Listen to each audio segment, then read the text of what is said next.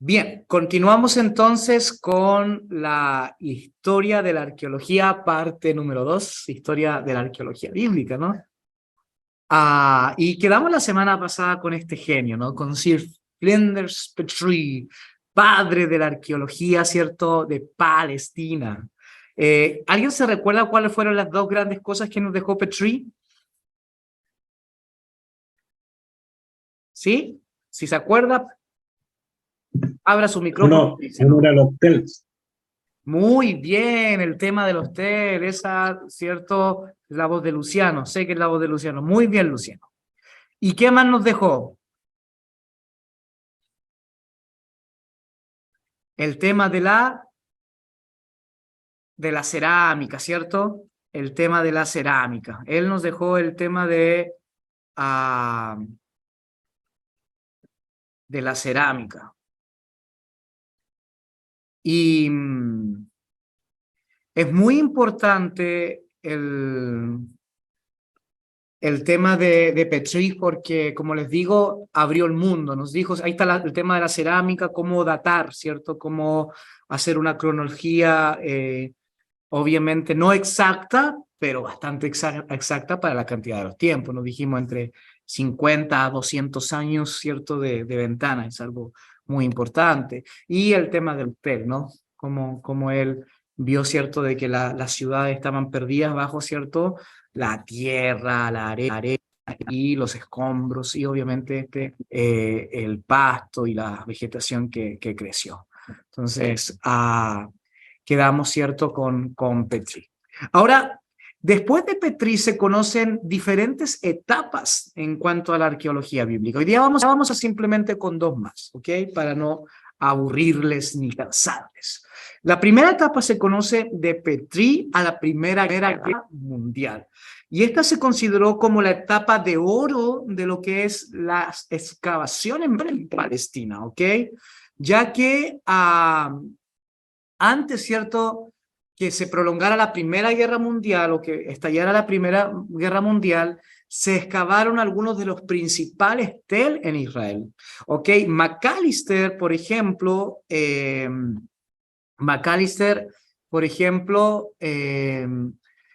excavó Tel Gezer. Y Tel Gezer es importante porque, si se dan cuenta, está ahí en el sur.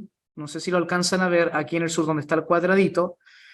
Tel Gezer es importante, número uno, porque aparece en las cuentas o los registros egipcios. ¿Se acuerdan que Luciano nos hablaba de la inscripción de Israel o de la estela de Merneptah, esa gran piedra y todo, que ya la próxima semana vamos a ver los grandes descubrimientos y hallazgos, ¿cierto?, del Antiguo Testamento, pero eso ya es la próxima semana. No obstante, los egipcios hablaron de Tel Gezer, entonces es muy importante porque es una ciudad que está registrada en los anales egipcios y es algo muy que hay que tomar en cuenta. Ahora, lamentablemente, lo voy a decir ahora, lamentablemente McAllister tuvo algunos errores, porque como recién el tema del método arqueológico se estaba desarrollando, él no supo excavar muy bien. Lamentablemente contrataba gente local, ¿cierto? Y hacía hoyos y hoyos y hoyos y hoyos y destruyó muchas cosas. Y no solamente destruyó muchas cosas, al hacer hoy y tanto hoyo, pero no con un método, no con una forma, no con una organización, perdió de vista muchos detalles y lamentablemente el gran detalle que perdió de vista es que no entendió que Tel Gezer era una ciudad salomónica. El texto bíblico en Primera de Reyes nos va a decir de que Salomón construyó 3 grandes ciudades, ¿no? Que trabajó con 3 grandes ciudades. La Tel Gezer, que está, ¿cierto?, aquí en el sur, pero si se dan cuenta más al norte está una que se llama Megiddo, que está ahí, y Hazor. Esas 3 ciudades fueron, ¿cierto? Y obviamente muy geográficamente, muy estratégicamente hablando, él no las creó, pero obviamente porque eran asentamientos cananeos, ¿no? Pero ahí desarrolló ciudades muy importantes. Y para McAllister, él cometió un gran error porque no supo datar de que una de las construcciones más importantes en Tel Gezer era algo salomónico. ¿Y por qué yo digo que cometió un error?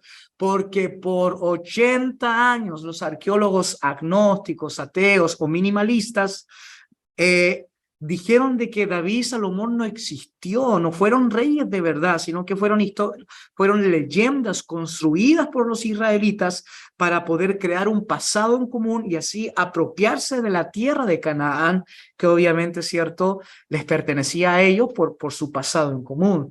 Entonces, por ejemplo, si Macalister hubiese dicho, no, esto sí realmente tiene una historia salomónica, todo ese debate que por tantos años se construyó se hubiese evitado, pero lamentablemente a Macalister pasó desapercibido esa información, y si vamos, cierto, los que vayan a Israel el próximo año, se van a dar cuenta, y les voy a presentar de que Tel Gezer es una de las ciertas ciudades más importantes en el sur, y si se dan cuenta ahí, estas habitaciones son las que son totalmente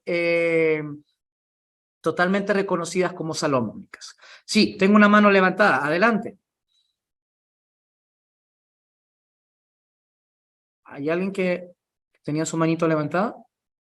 ¿Pregunta, comentario? ¿No? Ok. Entonces, este es Tel Gezer. Y la Escuela de Arqueología a la que yo represento, este es uno de nuestros grandes proyectos. Aquí han excavado los grandes arqueólogos bíblicos de la historia. Por 100 años Tel Gezer ha sido excavado y los grandes han estado aquí. ¿Okay? Después de la edad, ¿cierto?, de la Primera Guerra Mundial, de Petría, la Primera Guerra Mundial, viene esta segunda etapa, que es la etapa de 1918 a 1940. Y esta es la etapa no de la arqueología de Palestina, sino que es la edad de oro de la arqueología bíblica. Y aquí aparece un chileno, así que pongan atención a los chilenos, aquí aparece un chileno, ¿ok? Albright. Ese hombre que usted ve ahí fue hijo de misioneros y nació en el norte de Chile. Aquí nosotros tenemos gente de Antofagasta. Él nació en el norte de Chile. Ya se los voy a presentar. Y este hombre fue tan importante porque es considerado como padre de la arqueología bíblica. Si este hombre es considerado, ¿cierto?, padre de padre de la arqueología palestinense, Albright es considerado padre de la arqueología bíblica. Entonces, al ser considerado padre de la arqueología bíblica, tenemos que preguntarnos ¿por qué? ¿Por qué es considerado como padre de la arqueología bíblica? Porque es el primer hombre en introducir la arqueología como parte de el estudio serio de la Biblia. Albright, en su intento de poder devolverle a la comunidad científica el tema de la Biblia, entendió de que no hay mejor forma de poder devolverle esa autoridad que dándole bases arqueológicas. Ahora bien, Albright no era una persona que intentaba usar la arqueología para poder comprobar la fe, ¿no? Y eso es muy importante entenderlo, hermano. Si nosotros necesitamos, escúcheme bien lo que le voy a decir, porque yo creo que este es el corazón de este curso.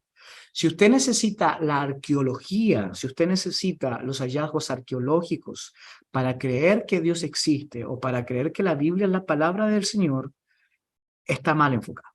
Se lo quiero decir de inmediato. Porque el asunto con el Señor es una de fe.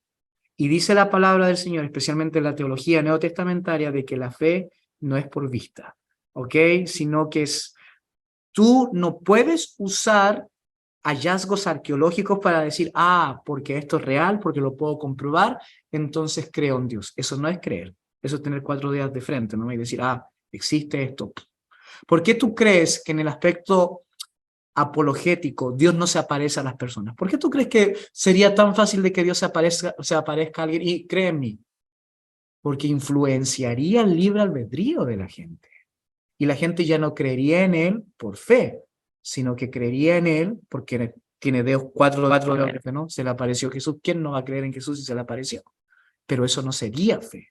Entonces, en ese sentido, el influenciar en la decisión libre de una persona para creer, entonces obviamente la fe no funcionaría. Lo mismo con el tema arqueológico. Nosotros no podemos tratar de encontrar el arca para creer que Dios existe, o tratar de encontrar, ¿cierto?, el huerto del Edén para creer de que Dios existe. No, no, no, no. Albright lo que intentó fue separar eso, decir la arqueología no nos va a ayudar en la fe. Lo que sí la arqueología nos va a ayudar es poder darle un contenido al relato bíblico, darle el cómo, ¿no? La Biblia nos dice qué pasó, la arqueología nos dice cómo pasó. La Biblia nos dice quién lo hizo, la arqueología nos dice cómo fue hecho. Entonces, en ese sentido, Albright integra la arqueología y dice, esto es lo que necesitamos para que la Biblia pueda volver a ser mirada de una forma seria desde la comunidad científica. Entonces, esto es muy importante porque nos va a ayudar a salir del literalismo. Y recuerden que el literalismo es lo que provoca tanta situación, tanta pelea entre los mismos cristianos de cómo entienden el texto bíblico, porque en el literalismo estoy yo, estás tú, y obviamente hay subjetividad y cada uno puede leer el texto bíblico como se le dé la regalada gana, pero si nosotros usamos el contexto, la historia, usamos estos hallazgos, usamos estas herramientas, vamos a poder ¿cierto?, salir de nuestra propia literalidad, de nuestra propia subjetividad, a abrirnos a lo que la Biblia dice. Y es por eso que es muy triste, ¿no?, que la gente dice, no, si lo que nosotros tenemos que leer es la palabra de Dios, solamente todo lo otro es humano. Pero lo que no entienden que cuando dicen, no, tenemos que leer la palabra de Dios tal y no usar nada más, lo que están haciendo también es un método exegético. Y ese método se llama literalismo. Y eso que no tienen nada que usar nada más, no es que no usan nada más, usan sus propios comentarios y su propia interpretación de la Biblia. Entonces también es algo humano porque es lo tuyo. Cada uno ve el texto bíblico como quiera verlo o como quiera entenderlo. Entonces, por eso que Albright es tan importante. Él excavó en Tel Beit Mirsim y fue uno de los primeros que entendió que en Israel no se adoraba a Yahvé, no se adoraba a Jehová. Y eso quiero que lo puedan guardar y puedan escribirlo, ¿ok? Del 100%, quien adoraba a Jehová en Israel era simplemente el 5%. El 5% de las personas. Entonces, lo que nosotros tenemos en el Antiguo Testamento no es la realidad de lo que ocurrió en el Viejo Israel. Miren lo que estoy diciendo, y esto es muy serio y muy peligroso si no se entiende bien, así que voy a ir con mucho cuidado, con mucho cariño, y quiero que me entienda bien. En Israel no se adoraba a Yahvé, se adoraba, ¿cierto?, a diosas, se adoraba a Acera. Lo que nosotros tenemos en el recuento bíblico no es lo que pasaba en Israel, ¿ok?, sino el ideal de lo que los autores bíblicos, ¿cierto?, habían recibido de parte del Señor. Ese era el ideal. Vas a adorar a Yahvé y esto va a pasar. Eso era el ideal. Pero lo que realmente pasaba es que en Israel había idolatría y obviamente el monoteísmo se desarrolló muy posteriormente después del regreso de los cautivos, ¿cierto?, de Babilonia del año 538, 539 o 38 antes de Cristo. Entonces, en ese sentido, ¿y cómo sabemos esto? ¿Cómo sabemos esto? Porque donde quiera que usted vaya, a las ciudades mencionadas en la Biblia y excava y llega, ¿cierto?, va a las capas, porque ya les enseñé que se excavaba por capas, y llega al tiempo de, ¿cierto?, de hierro se conoce como el Iron Age 2, el tiempo de hierro 2, que es el tiempo, ¿cierto?, de David y Salomón hasta la destrucción de Jerusalén en el año 587, y llega ahí y excava todas esas ciudades. Se van a encontrar imágenes de Acera por todos lados. se van a encontrar imágenes de vacas, de bueyes que se adoraban por todos lados. Se van a encontrar restos de árboles, se adoraban a los árboles por todos lados. ¿Ok? En muy pocos lugares se van a encontrar, por ejemplo, inscripciones con algún texto bíblico o con algún cierto, alguna representación del templo de Jerusalén o de la tradición sacerdotal, en muy pocos lugares. Entonces, lo que nosotros tenemos en la Biblia es un ideal, pero no lo que pasaba. Sí, Manuel. Pastor, con respecto a eso del 5% que solamente seguía como Estoy la siendo ley, generoso, estoy siendo generoso. en cierta manera, también se suma a los mismos sacerdotes que en cierta manera se regían más por la ley de Moisés que otra cosa. ¿Cómo no? No, O no lo es que en entiendo. cierta manera siempre la Biblia da la escritura que ellos contradecían a Jesús con que Moisés no dijo esto, Moisés no aparece en esto, Moisés no nos dijo. Entonces, ese 5% no están considerados ellos que se regían por la ley de Moisés.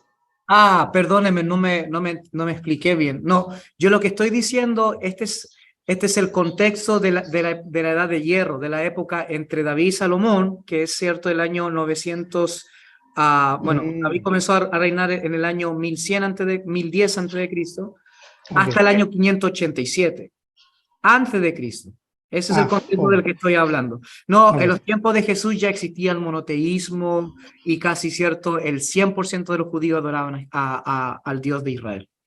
No, lo que estoy hablando es en el tiempo de la monarquía, en el tiempo de la monarquía. Es en el tiempo de la monarquía es donde arqueológicamente no tenemos huellas ni rastros de adoración a Yahvé. Muy pocos, muy, pero muy pocos. Bien, aquí si se dan cuenta tenemos a Teldán. Es Este más, es, sí, adelante. Luciano, no me Sí, quiero quedar con la duda. sí. Mira, estoy pensando en el Génesis, Ujú, para que usted me explique de qué parte, si es que es también de hierro o no, porque habla de que Abraham salió de Ur de los Caldeos y que ahí ya adoraban solo dioses. ujú. ¿Y eso es antes o después? Sí, claro, porque a ver, la época de Abraham es mucho posterior, es muy antes, ¿cierto?, a lo que yo estoy hablando. David comenzó a gobernar en el año 1010 antes de Cristo, y según la fecha que uno pueda mirar a Abraham, porque hay tres diferentes fechas, una el 2100 antes de Cristo, la otra 1900 antes de Cristo y la otra 1700 antes de Cristo, depende de esas tres fechas que uno puede colocar a Abraham. Independientemente de lo que sea, esa es la no es la edad de hierro, es la edad de bronce, pero 1000 años antes de Cristo. Pero si usted se da cuenta en el texto bíblico, en Génesis, Abraham no es monoteísta, ¿ok? Y este es un término que me gustaría que lo escribieran, no es monoteísta, es enoteísta, ¿ok? Monoteísta es entender de que hay un solo Dios y que todos los demás son ídolos. Enoteísta es saber que existen otros dioses, pero yo escojo a uno. Entonces, en ese sentido, Abraham no era monoteísta, sino que era enoteísta. Él sabía, ¿cierto? Él pensaba, y desde los tiempos de Moisés el enoteísmo es visible. María en su cántico dice, ¿quién como tú entre los dioses? Se sabía que existían más dioses por ahí porque ellos tenían la perspectiva del Dios territorial. Por eso que Abraham sale de Ur de los Caldeos, porque si no sale, él va a seguir bajo la influencia, ¿cierto?, en este caso, Marduk, que era el dios de los babilónicos. Entonces, en este sentido, él tiene que salir, porque al cambiarse de tierra, cambia de dominio, de posesión. Por eso que la geografía en ese tiempo es tan importante, porque tú sales de un lugar para embarcarte a otro, para no pertenecer más a ese Dios. Y en ese sentido, Abraham ya su salida nos deja claro de que él pensaba que existían otros dioses, pero cierto, él escoge a uno. Y si uno lee, por ejemplo, el Talmud, uno va a leer ahí la historia de Abraham, y en la historia de Abraham se cuenta en el Talmud de que Abraham era el hijo del hacedor de los ídolos. Y cuando Dios lo llama, en el Talmud cuenta la historia, de que Abraham fue llamado muy jovencito, pero nunca obedeció, nunca obedeció, nunca obedeció. Él sale a los 75 años, no porque Dios lo llamó a los 75 años. Él sale a los 75 años porque se dio realmente cuenta al final, ya anciano, de que tenía que escogerse y tenía que escoger a un Dios. Él traiciona a su padre, ¿cierto? Y se va primero a Harán. Y, ¿cierto? En Harán hay otro Dios que se llama Nana, y ese Dios, ¿cierto? Es el Dios del tiempo, el Dios del control, pero después vuelve a salir y llega finalmente a Canaán. Entonces, en ese sentido, Abraham pertenece a la edad de bronce, pero también en un mundo donde se pensaba que existían otros dioses, pero Abraham escogió a uno. ¿Ok? Y qué bueno que me habló de Abraham, porque no sé si respondo a su pregunta antes de seguir. Sí, no, no, súper. También tengo la duda, pero después le pregunto Sí, sí. de los profetas del Monte Carmelo. No, No sé si, pregunte, si aquí hay que salir de todas las palabras. porque ahí se supone que lo que relata la Biblia, que Elías iba a pelear o iba a hacer el duelo con los profetas de Acera y los profetas de Baal. Eso igual era en otra época. Sí, eso ya es posterior, ¿cierto? Después, es muy bueno que ustedes como estudiosos de la Biblia se hagan una línea, una cronología. Es muy importante que ustedes sepan quién es primero, quién es después, ¿cierto? Eso es muy importante, porque si conocemos la cronología histórica de la Biblia, se nos va a hacer más fácil. Y claro, Elías, eso es después de Abraham, después de Moisés, después de los jueces, después, ¿cierto? De David y Salomón, ya en la monarquía dividida, cuando ya el reino del norte es uno, y que se llama Israel, y el reino del sur es otro que se llama Judá, y ahí el Monte Carmelo era conocido desde tiempo de los cananeos, que se adoraban a otros dioses, ¿no? Entonces, en ese sentido, Elías, cuando desafía, ¿cierto?, a los profetas de Baal y a los profetas de Acera, está desafiando, ¿cierto?, a Jezabel, que ella era cananea y quería seguir adorando a sus dioses.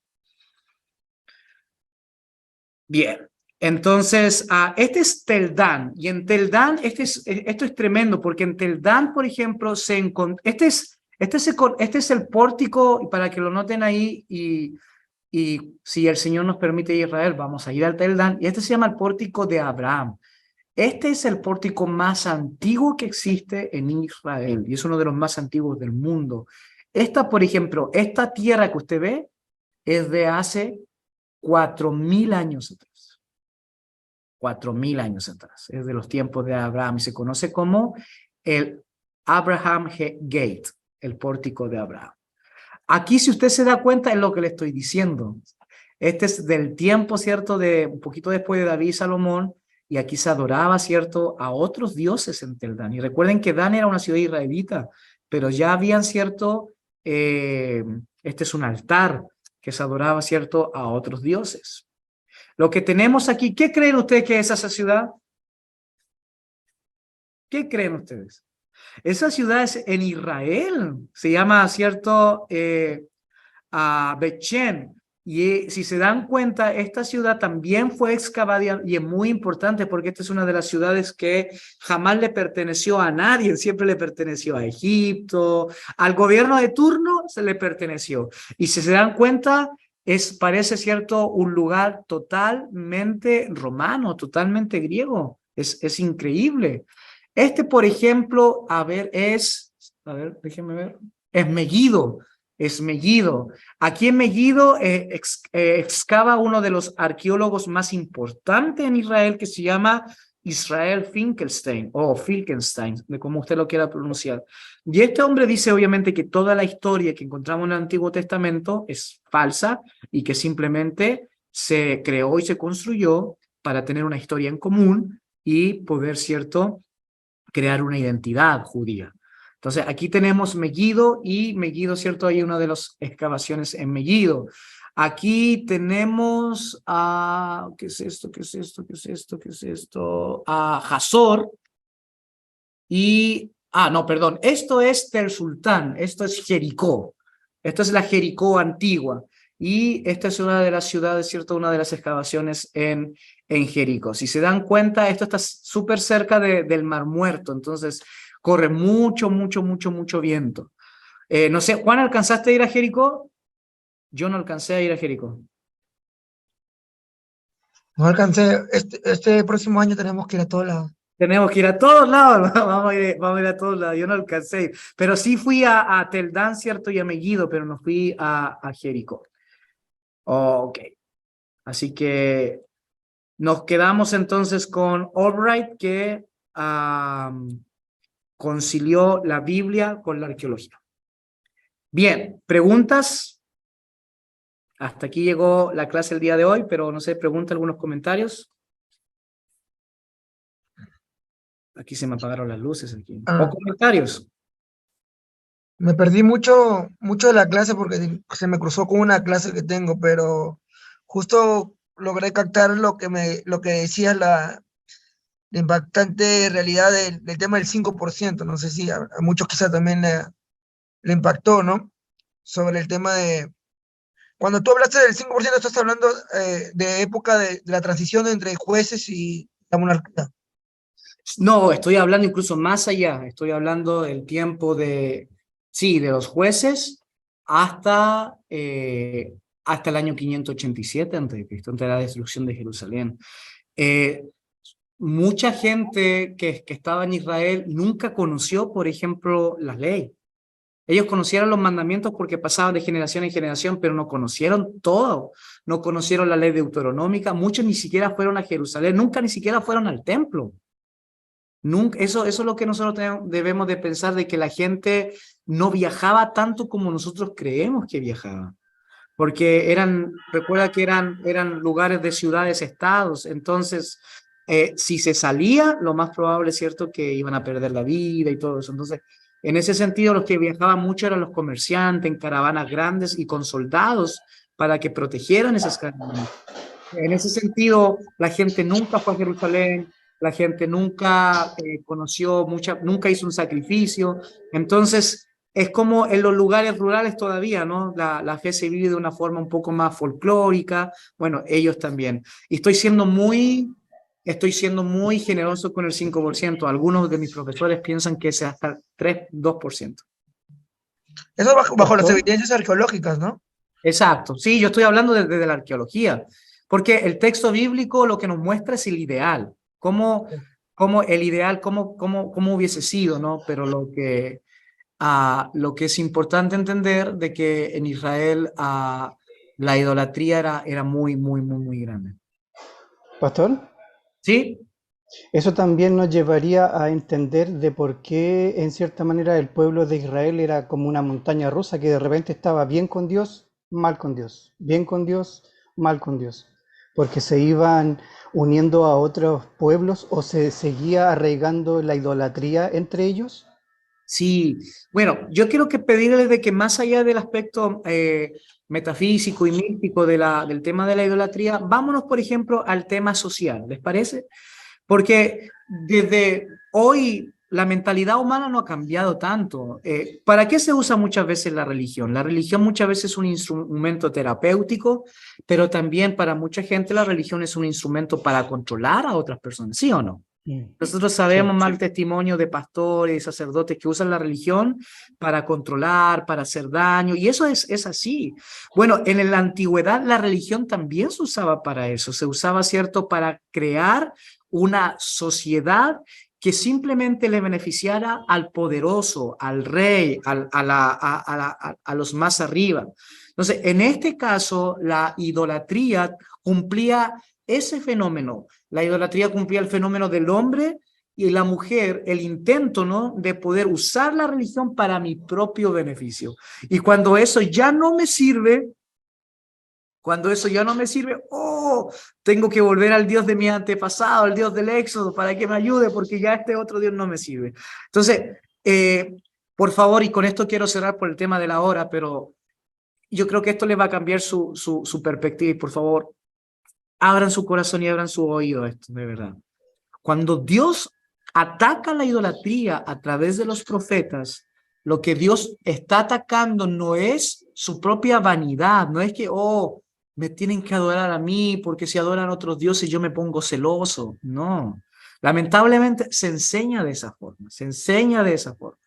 Pero cuando Dios habla de que no se hagan dioses ajenos delante de mí, de que no vayan en pos de los ídolos, es porque esos ídolos construían sociedades desiguales, donde el poderoso hacía lo que quería. ¿No se recuerdan en el tiempo de Elías, cuando él le gustó, cierto, una finca de uno de sus, y lo mató nomás, y tomó la finca? ¿Y qué viene? Elías le dice, oye, ¿por qué hiciste eso? ¿Por qué hiciste eso? Y el otro, cierto, pero si yo soy el rey, puedo hacer lo que quiero. No, la ley de Jehová dice que no, que incluso hasta el rey, en la ley de Jehová, en la ley de Yahvé, hasta el rey tenía que darle cuentas a Dios y a los profetas.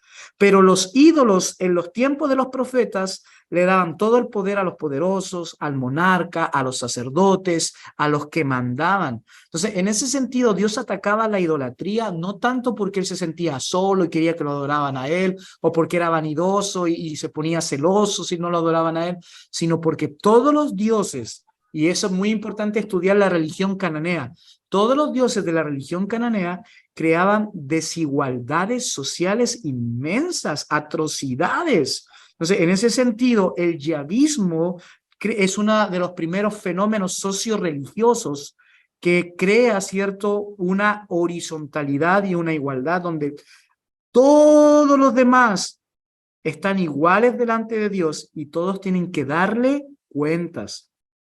¿Usted cree que en otros lugares Dios va a escoger a un pastor para ser el rey? No, los cananeos iban, cierto, de los Dinastía. más ricos y los más poderosos, iban, cierto, ocupando, cierto, las plataformas o la silla, cierto, los tronos. Entonces, en ese sentido, el ataque en contra de la idolatría producía mucha desigualdad. ¿Y cómo lo vemos? Mire, muy fácil. Por eso es que me encanta la arqueología, porque cuando usted va a un pueblo, mire, así de simple, cuando usted va a un pueblo a excavar en el tiempo de los profetas, y ahí en ese pueblo hay evidencia arqueológica que se adoraba mucho a Yahvé. ¿Cómo sabemos? Número uno, no hay tantas imágenes. Yahvé era un Dios invisible.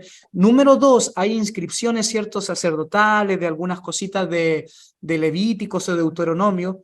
Uno va a ver que las casas de ese tiempo eran casi todas parecidas, de tamaño.